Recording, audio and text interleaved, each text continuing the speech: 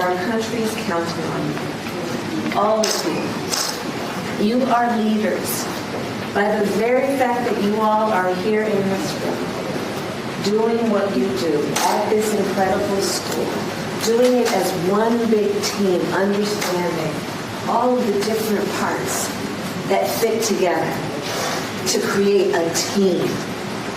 And I will tell you, I was in a band when I was your age. So I know a little bit about, the coach knows about the players, right? And all that you all are doing, it requires a whole lot of rehearsal, a whole lot of practice, long hours, right? Sometimes you hit the note, sometimes you don't, right? But all that practice makes for beautiful music. And that is a metaphor, that is symbolic for everything that you all will do in your lives.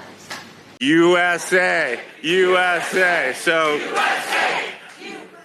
you can say it. It's good to be down here. I said I think talking about politics is more hopeful. Trying about what can be done, a little more optimistic, a little more, this country is a great country. Small businesses can work, but we need to get the policies right. It's hard to find workers. And it's really hard to find workers. So we've got really low unemployment rate, but that's hard for small businesses. Oh, we know. Politicians brag about low unemployment rates, but that's hard. And then how do you keep it?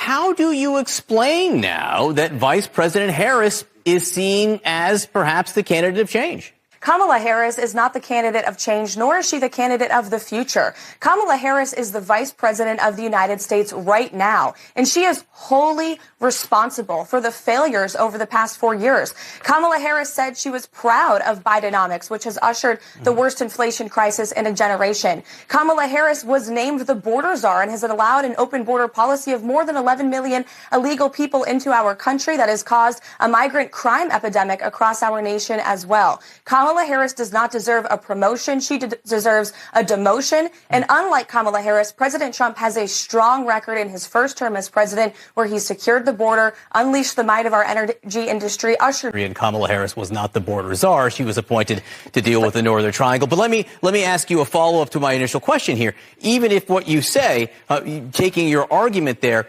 if the voters in all these states are seeing the vice president of as the candidate of change, does it tell you that maybe they are beginning to see a Republican nominee who's 78 years old and been running for president for 9 years? Is that beginning to have an impact? Well, just two things on your earlier points. Kamala Harris was named the border czar. She was appointed by Joe Biden in that position. And the truth is the border has been a complete disaster. Everyone recognizes that. And energy prices, gasoline prices are still 50% higher today under Kamala Harris than they were under President Trump. And if you look further and deeper into these polls, if you look at the issues that matter to voters, like immigration, like the economy, like foreign policy, where we've seen